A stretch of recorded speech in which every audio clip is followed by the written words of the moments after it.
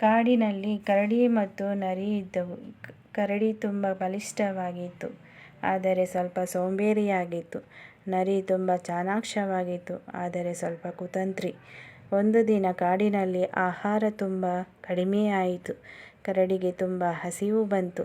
ಅದು ನರಿಯ ಬಳಿಗೆ ಹೋಗಿ ಹೇಳಿತು, ಸ್ನೇಹಿತ, ನನಗೆ ತುಂಬ ಹಸಿವು, ನಾವು ಏನಾದರೂ ಆಹಾರ ಹುಡುಕೋಣ. ನರಿ ಯೋಚಿಸಿ ಹೇಳಿತು, ನಾನು ಒಂದು ಉಪಾಯ ಹೇಳುತ್ತೇನೆ. ಹತ್ತಿರ ಹಳ್ಳಿಯಲ್ಲಿ ಜೇನುಗೂಡು ಇದೆ, ನಾವು ಅದನ್ನು ತೆಗೆದುಕೊಳ್ಳೋಣ.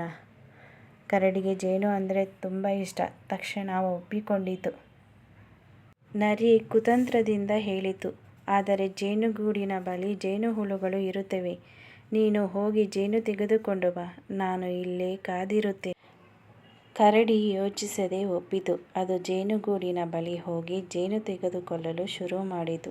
ಅಷ್ಟರಲ್ಲಿ ಜೇನುಹುಳುಗಳು ಅದನ್ನು ಕಚ್ಚಲು ಆರಂಭಿಸಿದವು. ಕರಡಿ ಓಡುತ್ತಾ ಹಿಂತಿರುಗಿತು. ಅದು ತುಂಬ ನೋವಿನಿಂದ ನರಿಯ ಬಳಿ ಬಂದು ಹೇಳಿತು, ನರಿ, ನೀನು ನನಗೆ ಸಹಾಯ ಮಾಡಲಿಲ್ಲ. ನರಿ ನಗುತ್ತಾ ಹೇಳಿತು, ನಾನು ಚಾಣಾಕ್ಷ, ಆದರೆ ನೀನು ಯೋಚಿಸದೆ ಹೋಗಿದೆ.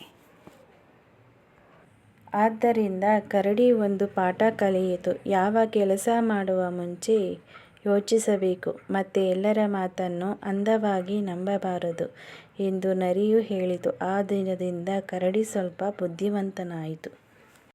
ಈ ಕಥೆ ಇಷ್ಟವಾದಲ್ಲಿ ಸಬ್ಸ್ಕ್ರೈಬ್ ಮಾಡಿಕೊಳ್ಳಿ.